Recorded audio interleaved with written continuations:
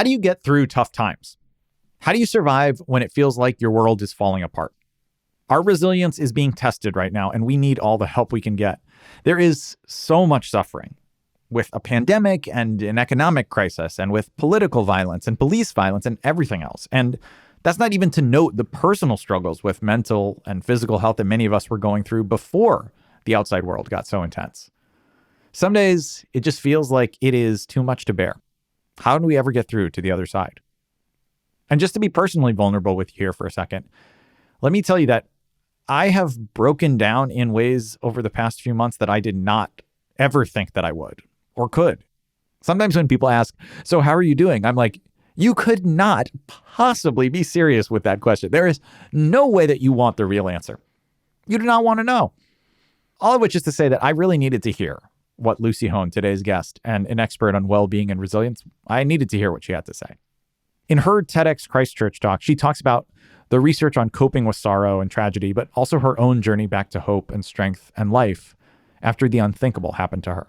I finished my studies in America and I returned home here to Christchurch to start my doctoral research.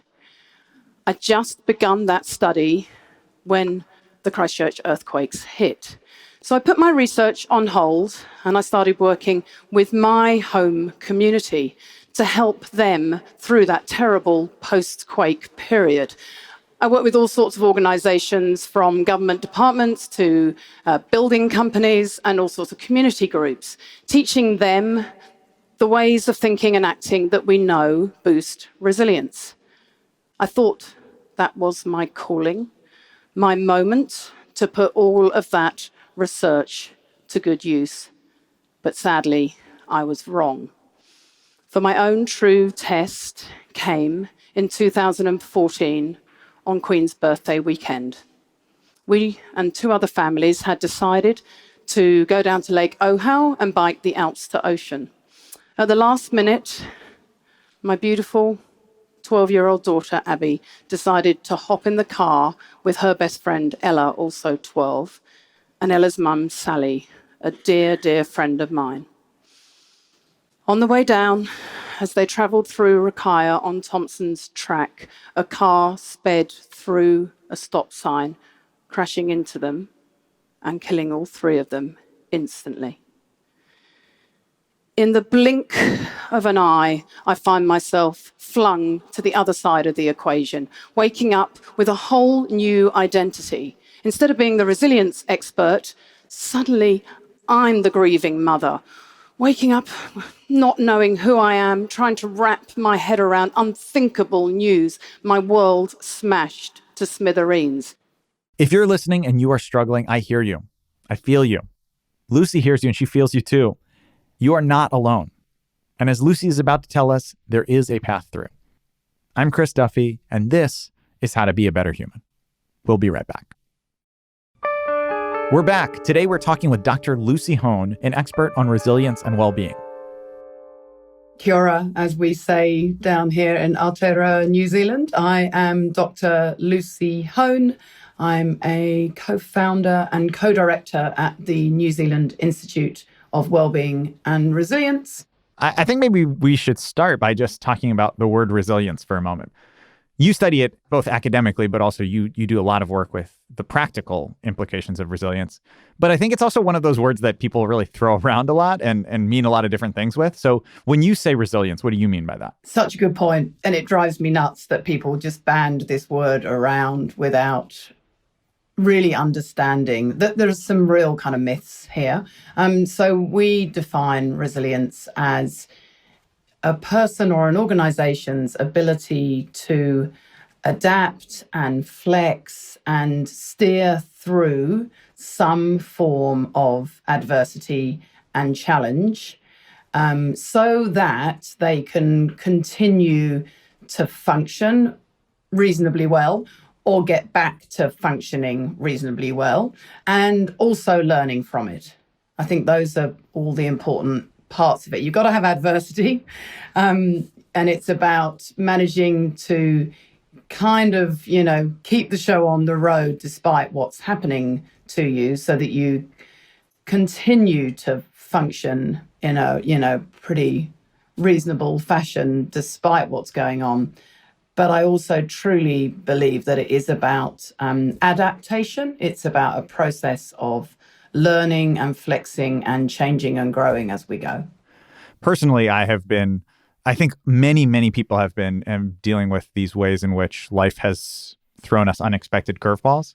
And I think that the way that you talk about practical ways in which we can make ourselves more resilient rather than just feeling like we either are or are not, it really resonates with me. And I think it will really resonate with many people right now, if not every single person. So can we talk about that for a second? I mean, resilient people, it almost seems to me like some people just handle bad things better. Like they're able to do them. But you really don't feel like that. You feel like it's a learned skill. Well, yes and no. That is true that some people have a greater inbuilt capacity to cope with whatever seems to happen to them. Not quite whatever happens to them, because there is research that shows that if you continually bombarded with adverse events, then of course that is more likely to erode your capacity to, get back. So I do think that, adversity doesn't discriminate. Happens to us all. Shit things happen to us all. And yet we do have an incredible inherent ability to cope using very ordinary processes. And my job and my absolute mission is to get more people to understand, firstly, to give them some hope that they can get through tough times, and then give them some practical ways of thinking and acting to help them navigate those tough times, to give them some choices and to give them what we would call in psychology some agency, some active ingredients rather than just being passive recipients. And I feel so strongly about this work, Chris, because I don't think, particularly when it comes to grief, there isn't sufficient knowledge about our ability just to be able to cope. Even grief has been pathologized. It's been made a kind of like, there's something wrong with you.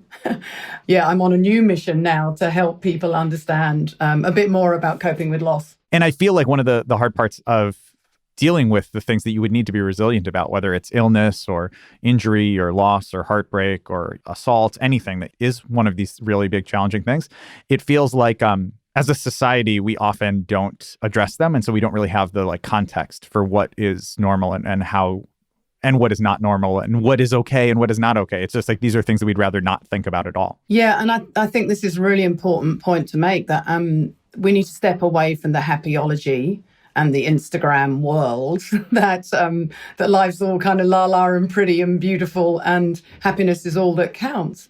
And we're pretty much all, I think COVID has taught us that no one's immune to, bad things happening.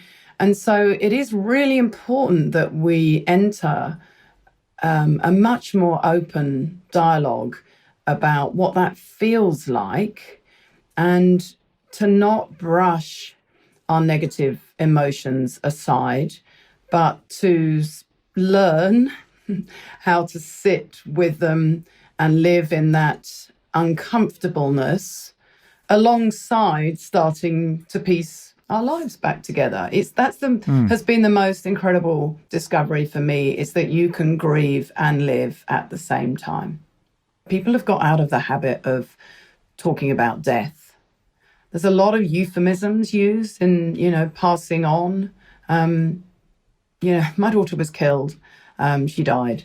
And, I'm happy to talk about that. It's a fact of life. And sugarcoating it doesn't make it any better. But being able to talk about it does. It's interesting thinking about how you were just saying how we are so uncomfortable. Like, as a North American, I do feel... I feel like it's challenging to talk about this stuff. And even knowing that I'm going to be interviewing you about this, it feels almost rude or unacceptable to bring up things that have happened in your life, like losing your daughter, because it feels so personal. But I hear what you're saying, which is that not talking about it doesn't change it, and creating space to talk about it and allowing you to to be acknowledged and for that to be real, that actually can be much more helpful than this polite, quote unquote, politeness that I think a lot of people feel when we talk about difficult things. Yeah, totally. So actually, you'll be amused to hear that I almost trump you with the North American not wanting to talk about it because I actually was born in London. So I've got the British stiff upper lip thing going on in my genes. And actually moving to New Zealand 20 years ago has made a difference to my experience of grief, which began when I was still in England in the year 2000 and my dear mum died. It feels like in a traumatic time, we have to not rush past it or ignore it or try to feel better right away, but actually acknowledge it and sit with it and be okay with it not being okay. But then we have to also figure out how to not drown in that and still be able to anchor ourselves to something outside of pain and sadness. And that is a really hard balance to strike. Yeah, so true. So actually what you're speaking to theoretically there are those two things of a bit about trauma and a bit about grief. So on the grief side, one of the things I've learned most about bereavement since Abby died is that you know how when they've lost someone, they do sometimes really want to tell their story. And have you ever come across someone, Chris, who's gone into it in really kind of, tiny detail and you kind of get to the point where you're almost embarrassed because they're telling it so much? Yeah. And what that is about, this is Bob Niemeyer's work about meaning making through loss, and that when our life path splits and we are forced to go down a completely different, unanticipated, unwanted road, it means that what happens is that our life schema, this kind of grand plan that we had for ourselves, is smashed to smithereens. And so what we are doing by talking to people and talking it out and telling our stories is we are slowly managing to start to piece together again the new life story and make a new kind of meaningful concept come from what has happened to integrate it into your life. So this is really important because it means that if you've got a friend or a family member or a colleague who has lost someone, one of the best, most supportive things that you can do to help them is to ask them about the bereaved, to ask them to, and give them time and space, endless time and space to tell their story and even retell their story. Because every time we do so, we are doing that really important processing of creating the new life narrative.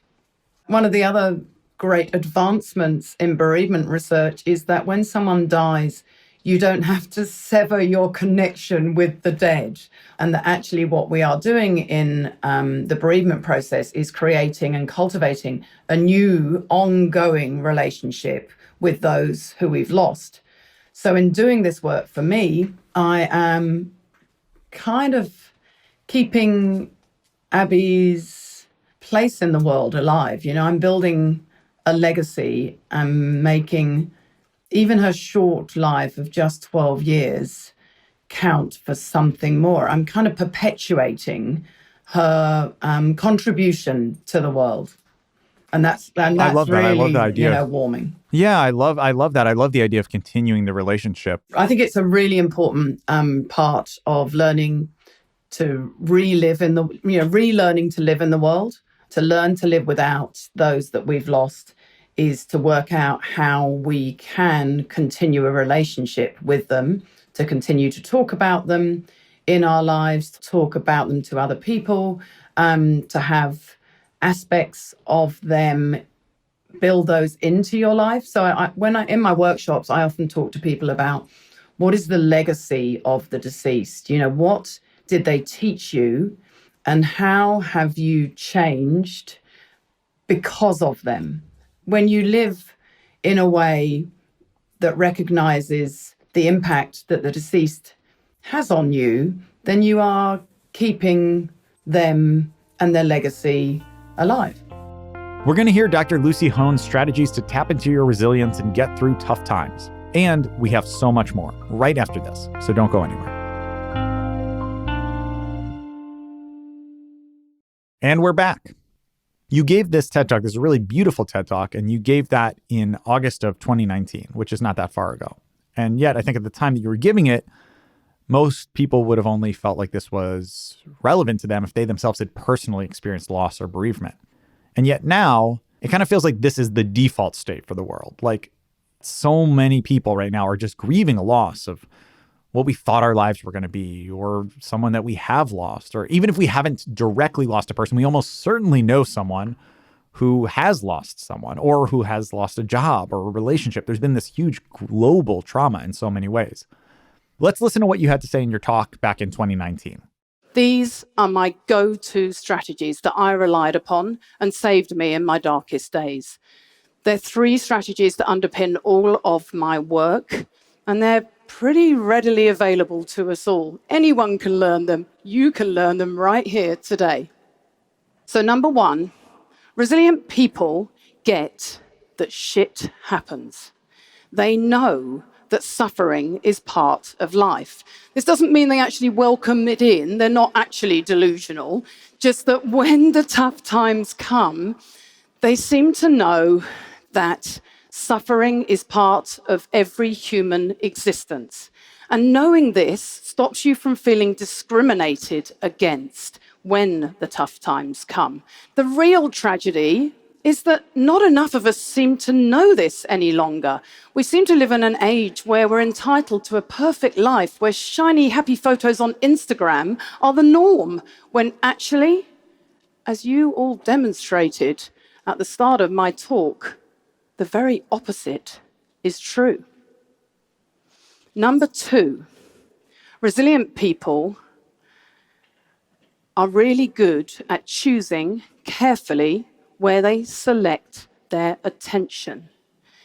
They have a habit of realistically appraising situations and typically managing to focus on the things that they can change and somehow accept the things that they can't.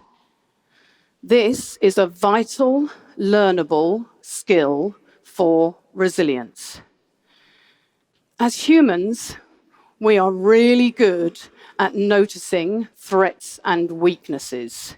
Being wired in this way is actually really good for us and served us well from an evolutionary perspective. The problem is we now live in an era where we are constantly bombarded by threats all day long, and our poor brains treat every single one of those threats as though they were a tiger.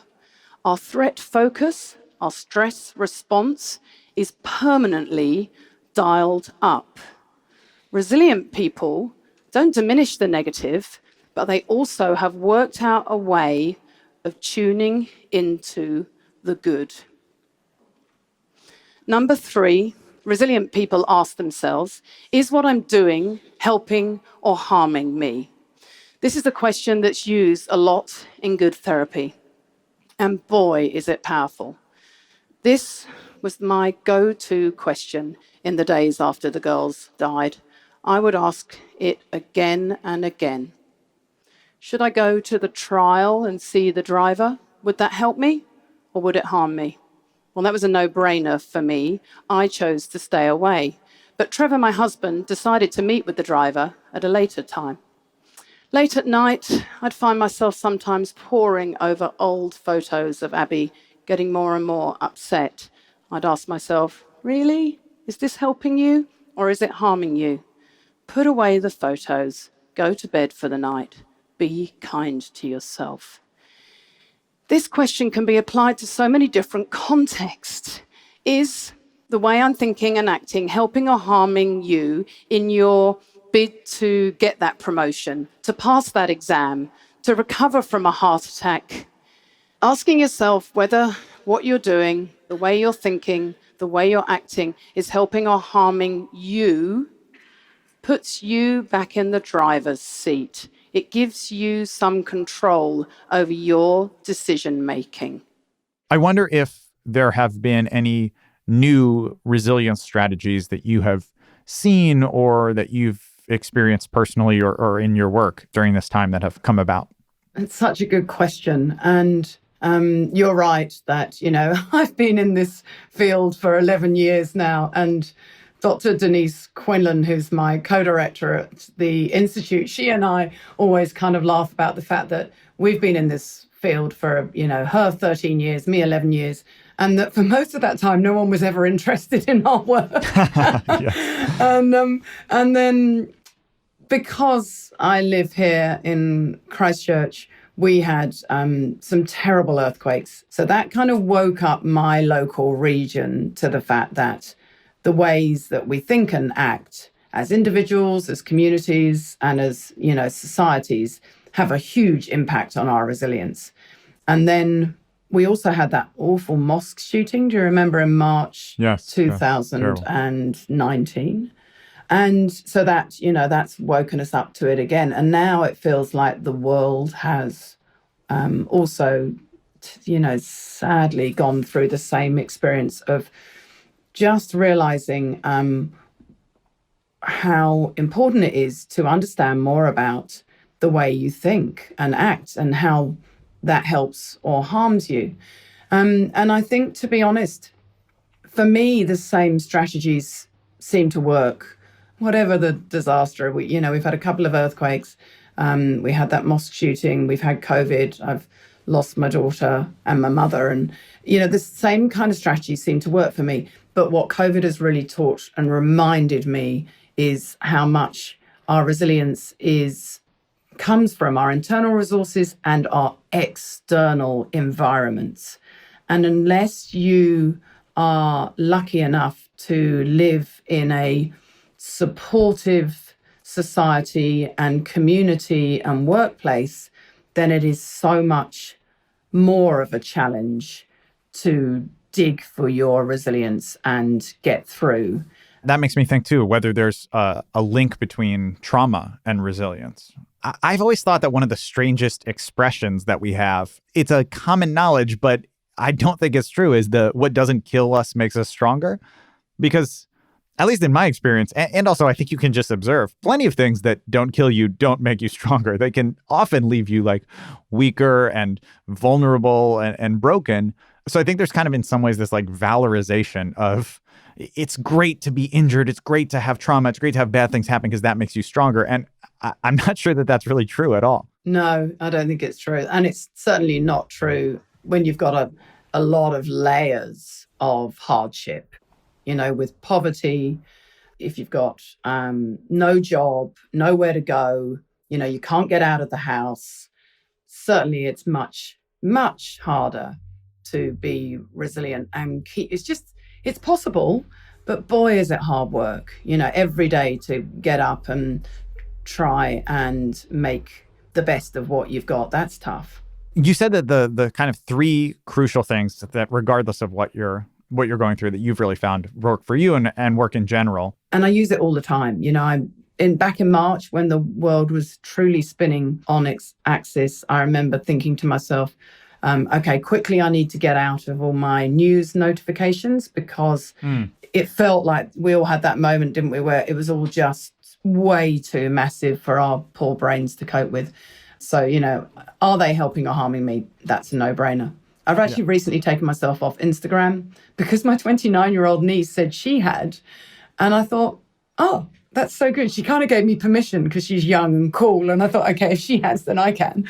It's been so good because I know that trawling through Instagram while watching Netflix at night isn't really helping me.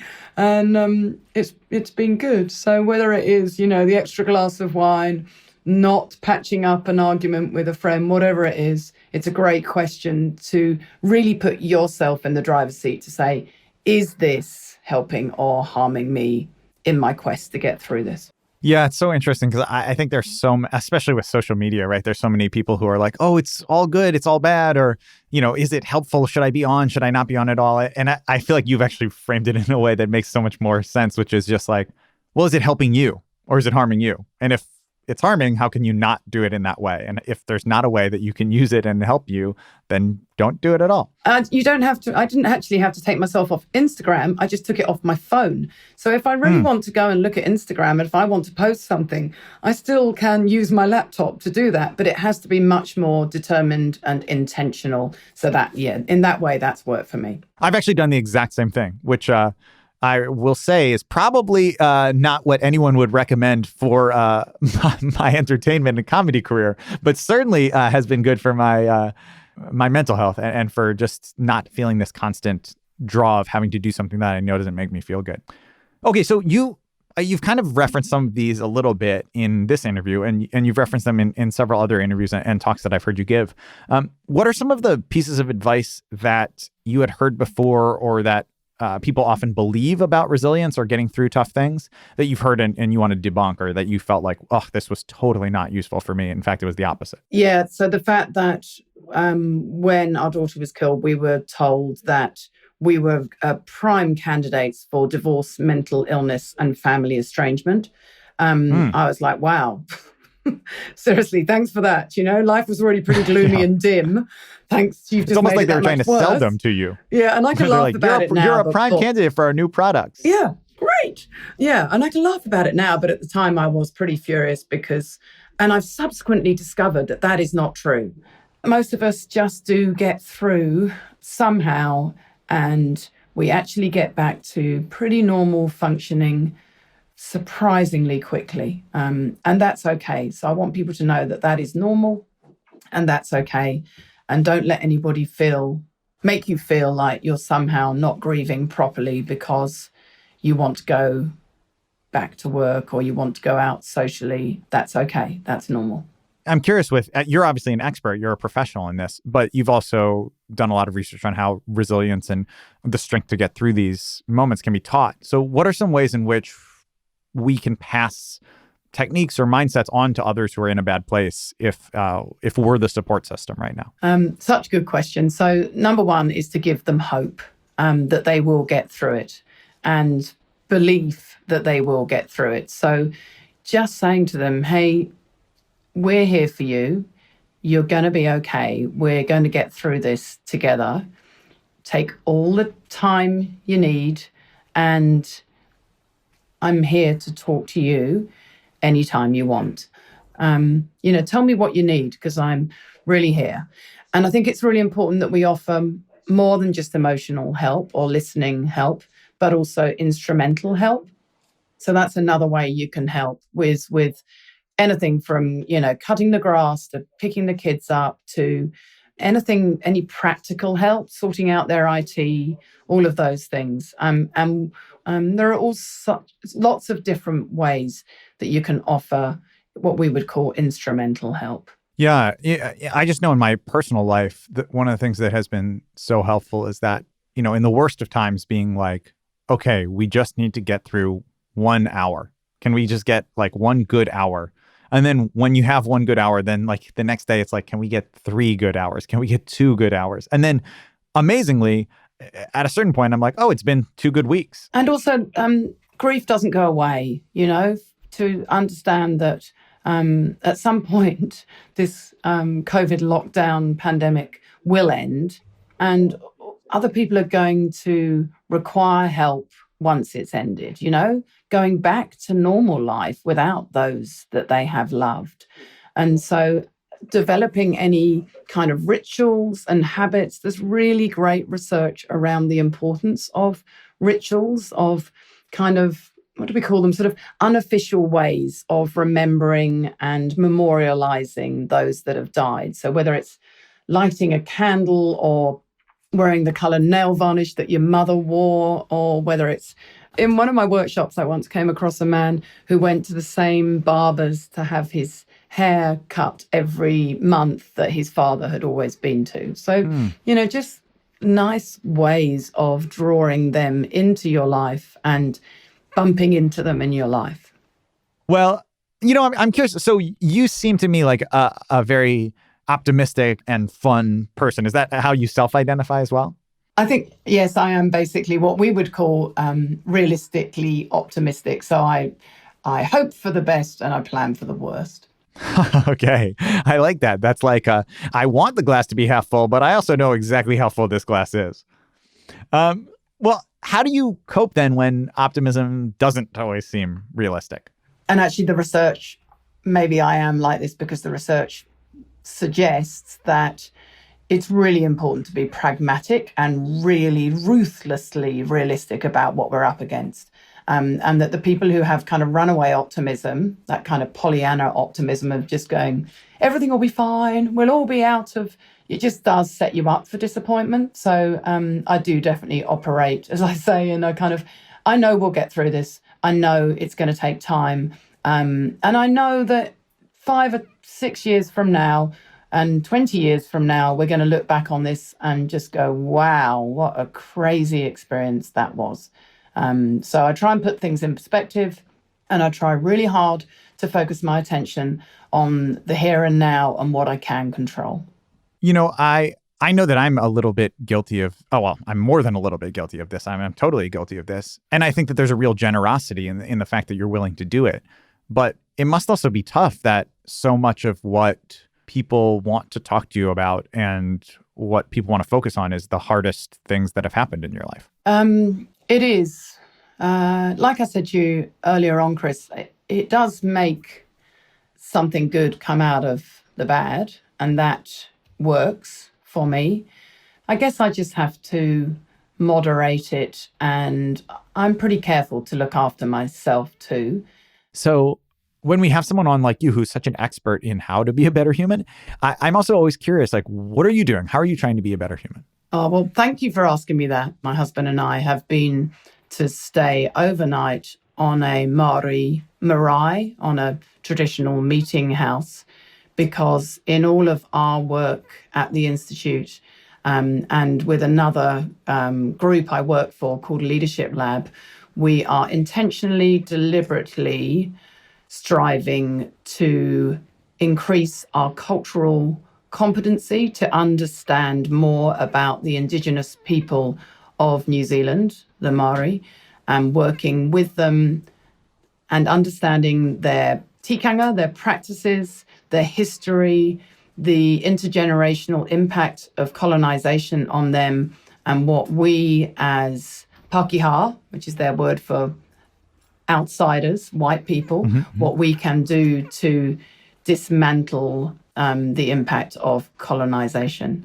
So we're working really hard on our te reo, our language, and our practices. And that's going to be the rest of my lifelong journey, I think. Well, thank you so much, Lucy Hone. This is an absolute pleasure. Ngā mihi.